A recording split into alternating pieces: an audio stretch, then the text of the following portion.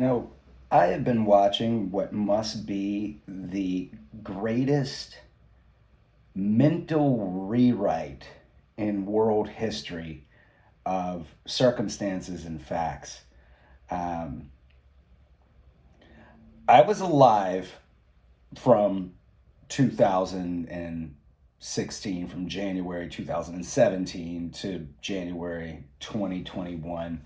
Um, I have a minor in economics, and which means I, know how to read graphs and charts and data related to employment and GDP growth and inflation, etc. And I work in the staffing industry for the largest staffing agency on the planet, which means I'm also day to day, like right now, um, knees deep and elbows deep in employment data, working with candidates to help them find positions and working with companies to help them find people for all kinds of positions, skilled and unskilled.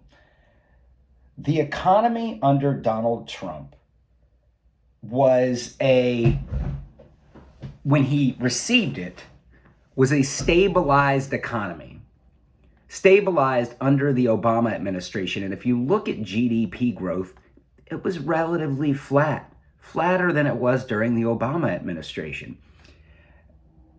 This man started a trade war with China, where China, by the way, is our largest purchaser of agricultural products, as well as recyclable materials, for instance, and many other things.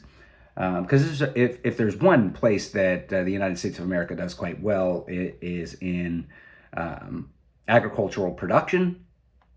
And we are 100% food secure. And what that means is that we can produce all of the food needed for American citizens here in the United States of America. We don't actually need to import anything from anywhere else to feed this country. Not many countries can boast that. Even 70 years ago, Great Britain, before World War II, was importing like half of its food. Trump starts a trade war with China, and because China starts taking a much harder line against buying American products than Americans start taking against buying Chinese products, the trade deficit, meaning the difference between what China imports from America and what American imports from China, increases between China and America to its greatest level in 20 years. So China continues selling a ton of their products to us while they aren't buying jack shit from us. And one of the things they stopped buying from us are our agricultural products. And because of that, American farmers, I just watched a farmer on a town hall after the debate last night say, I'm going to vote for Trump because I'm a farmer and he did it and the economy was strong. You're a farmer and you don't remember what the fuck happened? Really? That is misremembrance at best. Maybe because you were getting all that free money from the government. Because what happened is the products that they were producing couldn't be sold to China, and American farmers were going to go broke. So someone needed to pay them to continue producing products that they couldn't sell. So the Trump administration had to drastically increase subsidies to American farmers just to keep them in business so they wouldn't go completely bankrupt, because they would have lost about half of their sales. And isn't America broke? It is. And you know the number 2 countries that lend the most money to the United States of America? China and Japan. So let's put this in perspective. The Trump administration starts a trade war with China, who stops buying our agricultural products, so we have to take money and pay American farmers so that they can stay in business, and we're paying them with money where some of it was actually borrowed from China at an interest rate, so that Trump could say he's tough on China. That's terrible economic policy. And if you go and look at the impact of Trump's trade war with China, you'll see that there's estimates by numerous research institutes, economists, business organizations that say that the Trump administration policy on China lost America over $300 billion during the administration and over 250,000 jobs. Another impact of that trade war with China is now, for instance, back in the day, our recyclable materials, like I pay about $72 every quarter for a company called Earth Savers to come by my house and pick up my recyclable materials. And that used to be like $48 5 years ago. What changed? Here's what changed. China stopped buying our recyclable materials. So whereas these recycling companies used to come pick up this product and they'd be able to sell it and get it taken off their hands, now and China's still not buying it at the same rate.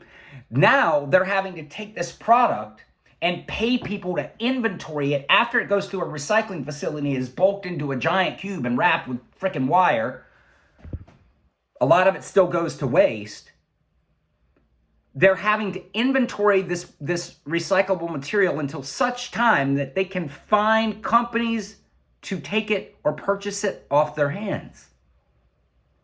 So I'll tell you about inflation on recycling has been about 40%, because what's $48 to $78 or $72 a month? That's a fat chunk, like 30 to 40% increase.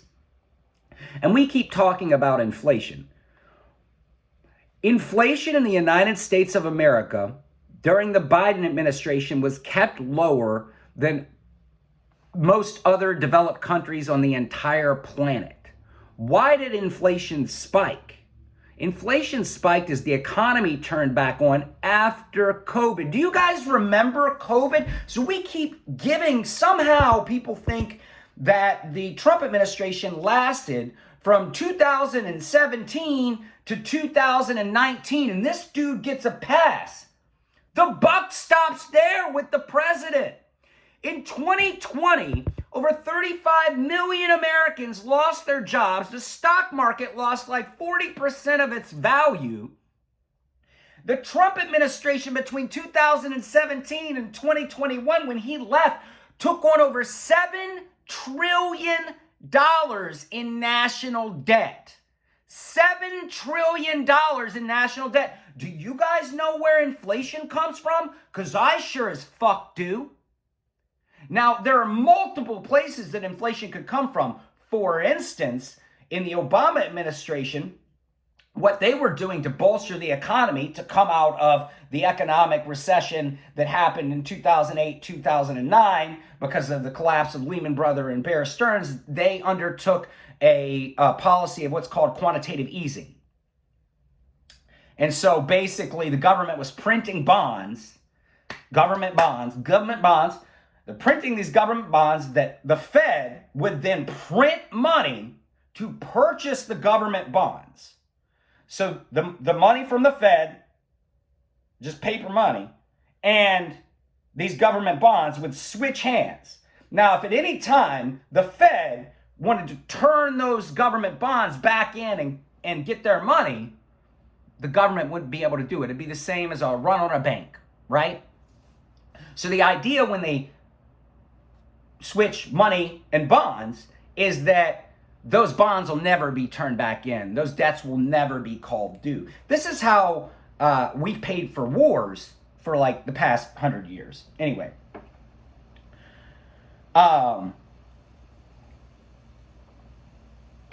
What the Trump administration did to drive up the national debt, by the way, the Obama administration, it took them 8 years coming out of the most significant economic dip since the Great Depression. They undertook this policy of quantitative easing. Let's just call it printing money for what it is. What the Trump administration did was pretty much give massive corporate tax cuts to companies, to some of the most profitable companies in history. I think they were saying corporate profits were at an all-time high in 2017, 2018, but Trump gave these corporate tax cuts because he needed to bolster the economy. we got tax cuts too. We got like $7 back in our paychecks. Those tax cuts end this year. So they moonlighted the tax cuts for American citizens while keeping in perpetuity the tax cuts for corporations in America. The budget, the outgoing, this is your personal, like imagine that you kept your budget the same, your outgoing bills are the same, but you significantly decreased your revenue. You took a job making, 75% as much. Well, your bottom line's not going to look as strong, is it? So during the Trump administration, in one 4-year period, his policies drove up the national debt by more in one 4-year period than any other president in one 4-year period.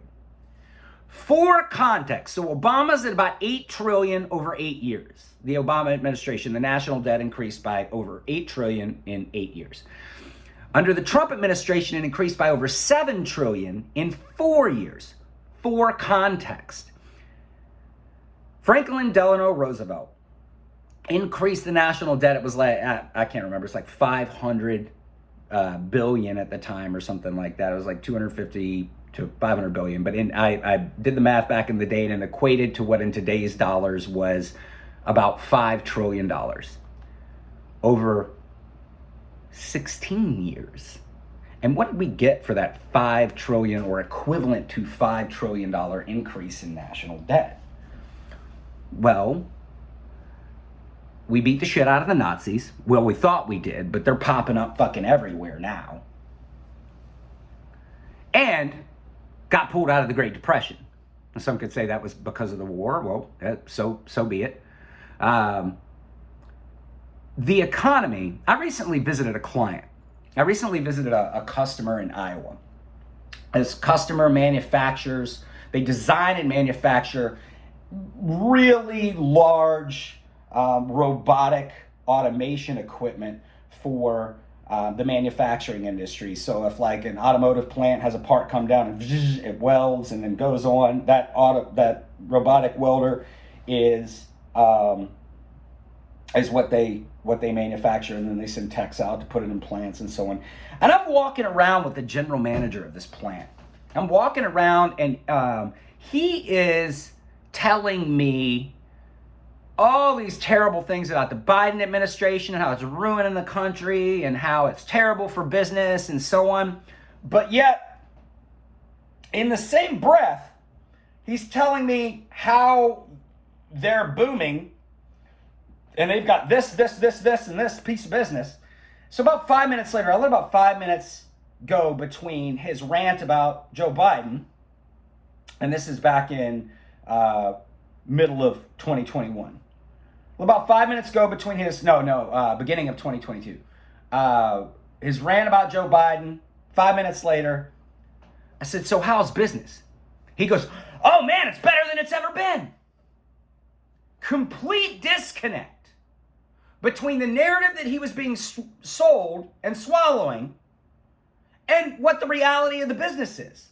The unemployment rate in the United States of America is the lowest that it's been for the longest period of time in American history. You know when inflation sucks, folks? When there are no jobs. It's really tough. And as someone who literally runs executive recruiting for 2 states for the largest staffing agency on the planet, I can tell you straight up, the economy isn't bad.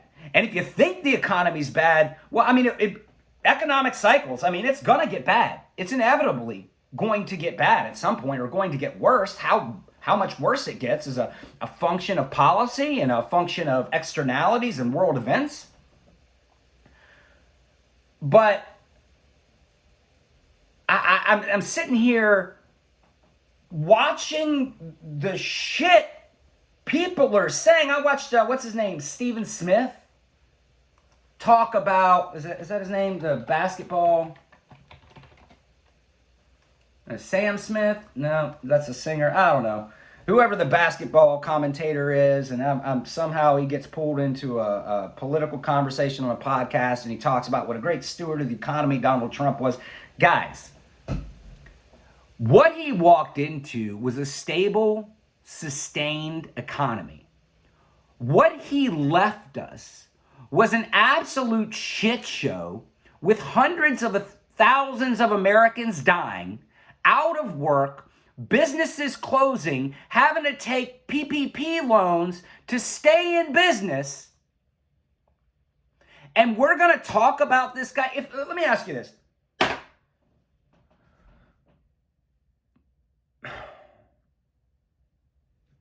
How is this guy getting a pass? We're talking about Fauci as if this was Fauci. Who was the president of the United States of America during the most substantial crisis the world has faced since World War II? What is the role of the head executive?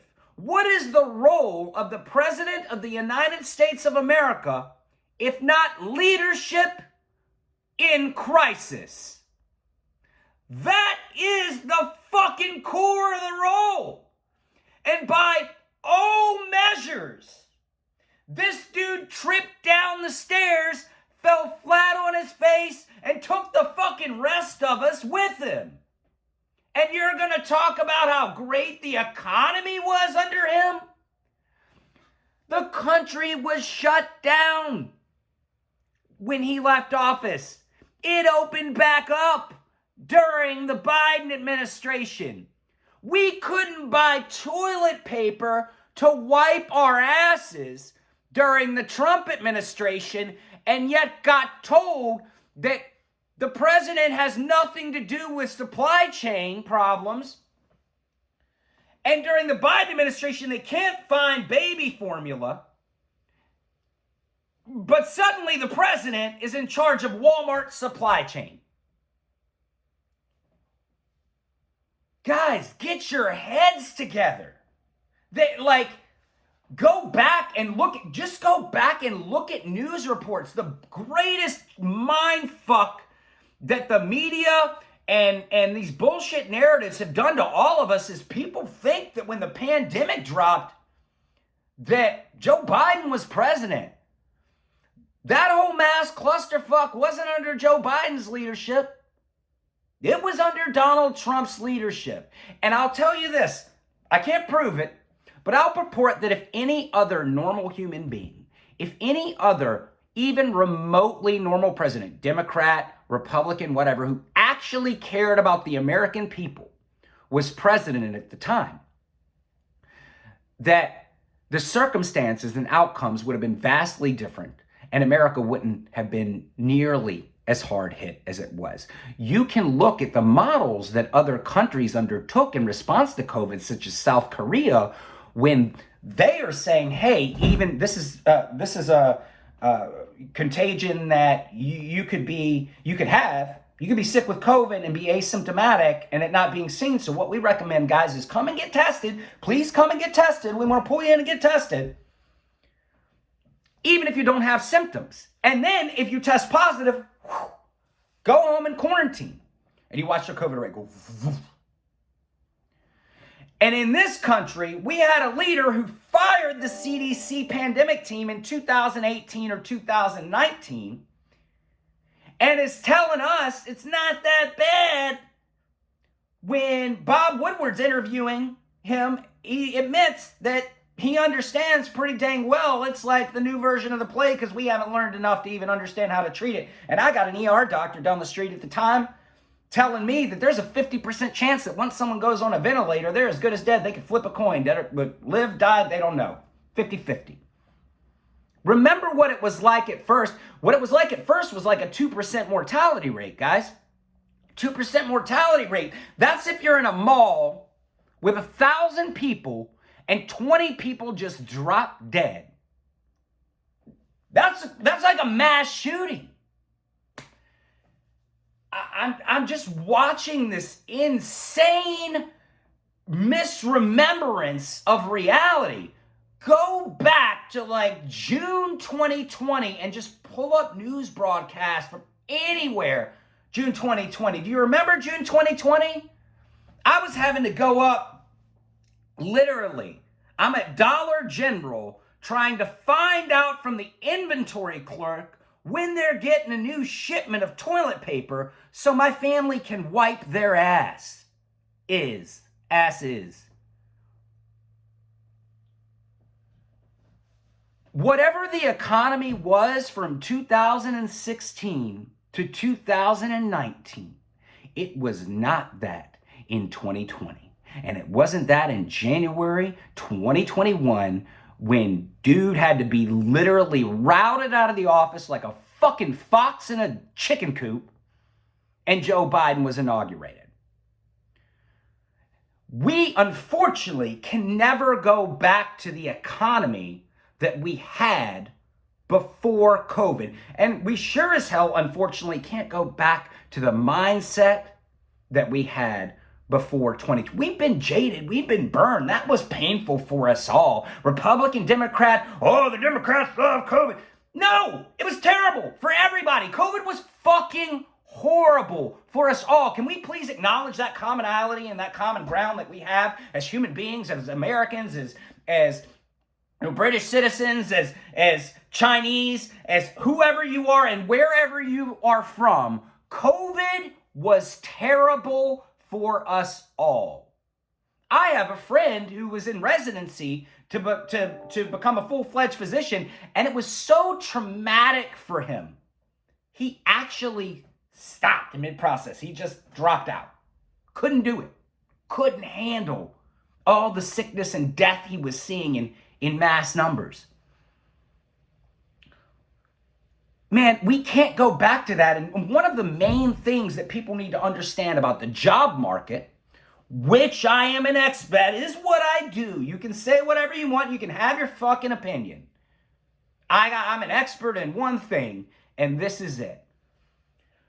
The narrative was that people didn't want to work when the economy turned back on. People don't want to work. People don't want to work. But when the economy did turn back on, the unemployment rate dropped below 4%, where it's remained for a very long time. Oh, supplemental unemployment benefits. People are paying these people to stay out of work. Government's paying, we're paying out of our pockets for these people to sit home out of work. Then why are they working? By the way, coincidentally, the Bureau of Labor Statistics, the BLS is where you get your unemployment data. And the data comes from the same place that people use to say, oh, that wasn't good under the Obama administration, but it was great under the Trump administration. Just take a look at the graph. Trump didn't do shit. He got handed a beautiful circumstance by the Obama administration. And he screwed that pooch royally by his response and his poor leadership and his poor crisis management through COVID. The job market. People are working. They want to work. What changed? Well, if you look at the data of online businesses that opened up during COVID, you'll see that it increased by double digits. I think some estimates are between 16 and like 22%. The number, when the economy began to turn back on, the number of remote career opportunities increased by over 20%. Now, as an employer, one of the first, and I interview about 15 people a week for various jobs. The first question that I generally get is this role remote or hybrid? That is a complete change from the way things were back in the day. Is this role remote or hybrid? People weren't getting rich back in the day making, $12 an hour to $15 an hour, working at the Five Guys, flipping burgers. So guess what? Now they've found a remote role where they don't have to spend as much money for their kids in daycare. They don't have to leave the house. They have better work-life balance. They're making $16 an hour working from home in a customer service position. $16, $17, $18, $19, $20 an hour for these types of jobs. And they have better work-life balance. They decrease their outgoing expenses, and they don't have to deal with customers' bullshit throwing peanuts on the ground at Five Guys. So people want to work, and they are working. They're just not where you're accustomed to seeing them.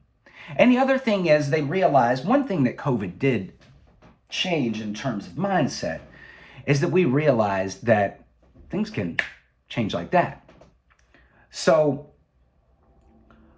people have made their mental health, their well-being, and commitment to their family and work-life balance a much greater priority than going in and selling their labor off at the expense of their happiness and well-being. And I see it every day in my job. And I appreciate it and respect it, that people have finally learned that it doesn't matter how long you sell your labor to a company. At the end of the day, if you work overtime and miss your important life events, the only people who are going to remember that are your children. That's it. So guys, get your heads out of your asses. You have smartphones in your hands.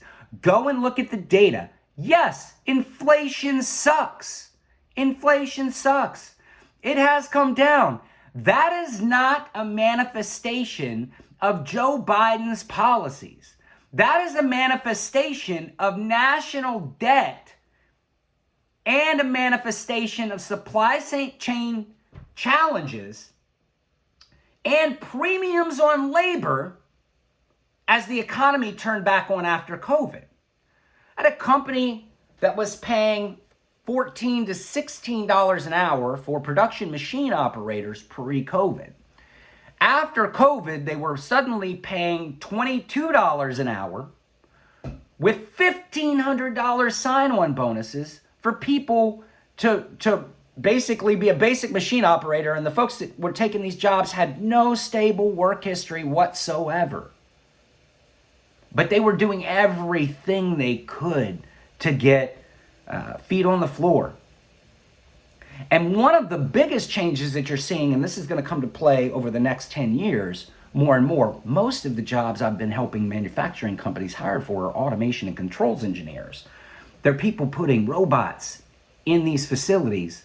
What's that do? That takes away human jobs. Because back in the day, 10, 15 years ago, that $30 million automation line, it would take too long to see the return on investment on that $30 million automation line. So companies would hold off and they would just continue to have people come in and perform those functions manually. But now, because of the inability to fill these roles with labor at what would be even a reasonable cost in some circumstances, and the endless cost of recruiting and administration to get these people on board and then terminate their employment when they leave, companies have said, you know what, let's go ahead and put in this automation line because, man, it's eventually gonna pay off, and this other way we're getting it done isn't paying off. So what's that gonna do over time is that's going to substantially decrease the number of low-skilled positions available in manufacturing and distribution. Even in fast food, you see Flippy, the burger-making robot. So businesses and the economy are having to troubleshoot this and react. This is one of the best, this is markets for employment I've been working in the past 3 years. We'll say 3 years, 2.5 years. But I got to tell you, it's also one of the most complicated because it used to be the companies and their behavior and the client's behavior that was unpredictable. And now the candidates are unpredictable too because they got a lot more options and a lot more choices, and the calculus on what's important to them has changed. Anyway, guys, Trump was not a strong steward of our economy. He left it in the toilet. He left us in the toilet, and we've been dragging our way out of the poo ever since. So I know that it's unpopular. I'm a flaming liberal, Basically, flaming liberal just means that, like, I care about human beings and I want to look at data to determine policy instead of coming with some, we got to do this because, I want to, what's the reality of the matter? Where are we currently? Where do we want to be? And how do we get there? People used to call that pragmatism. Now it's, man, fucking flaming liberal.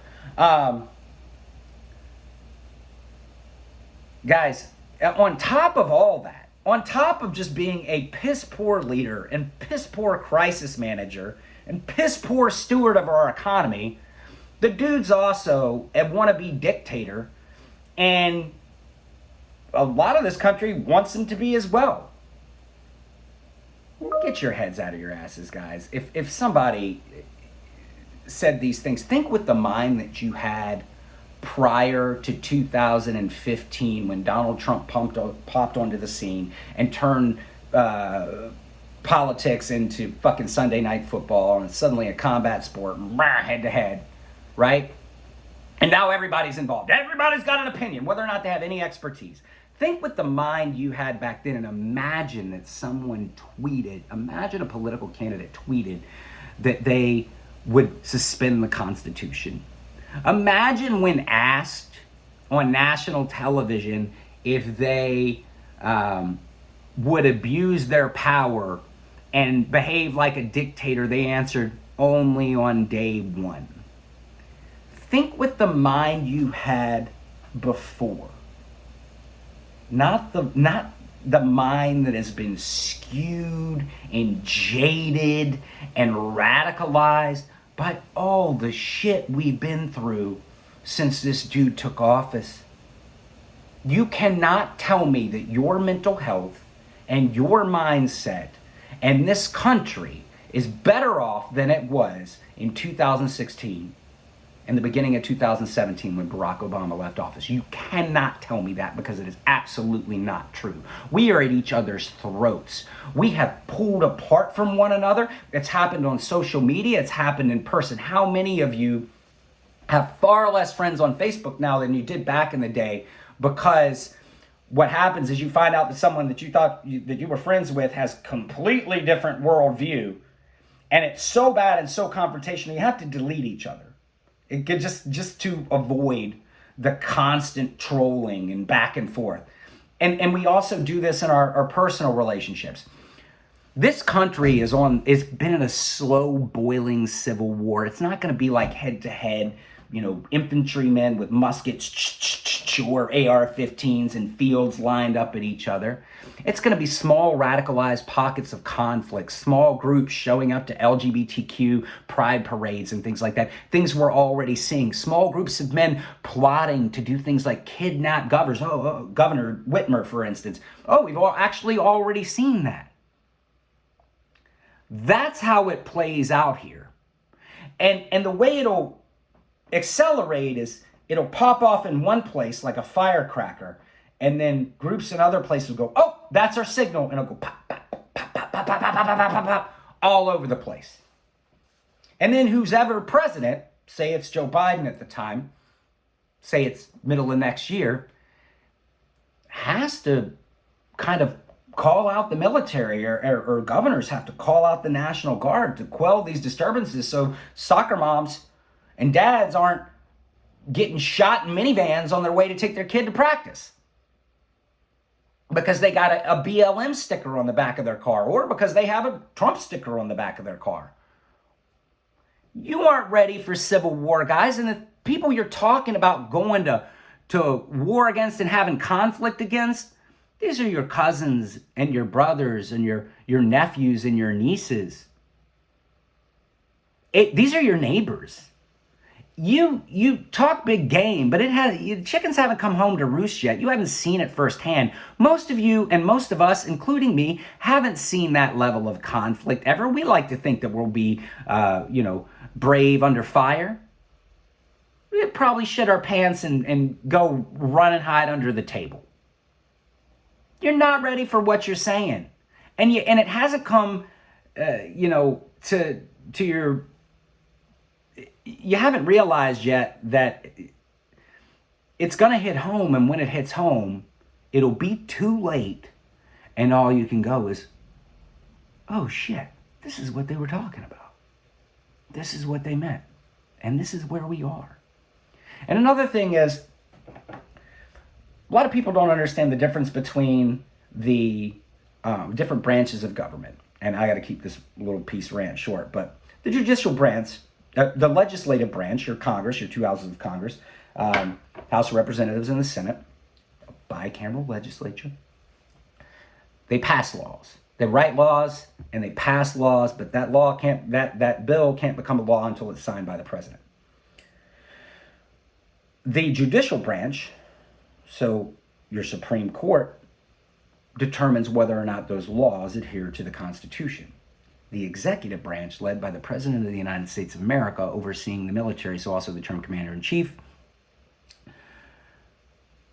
that is the enforcement branch. They have all the teeth. That is why Congress can subpoena someone but can't do a damn thing about it except hold them in contempt when they defy the subpoena.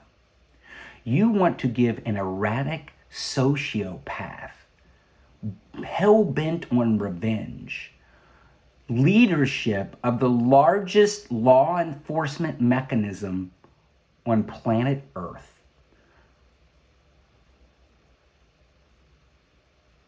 That is insane. That's not even rational. The guy's saying what he's going to do. He's saying what he wants to do. He's telling you clearly. Listen to him. As bad as some people, even me, know it can get, multiply that by 10. Anyway,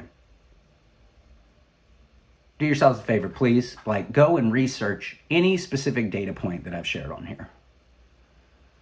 And tell me if I'm wrong. Have fun. You'll be looking for a very long time.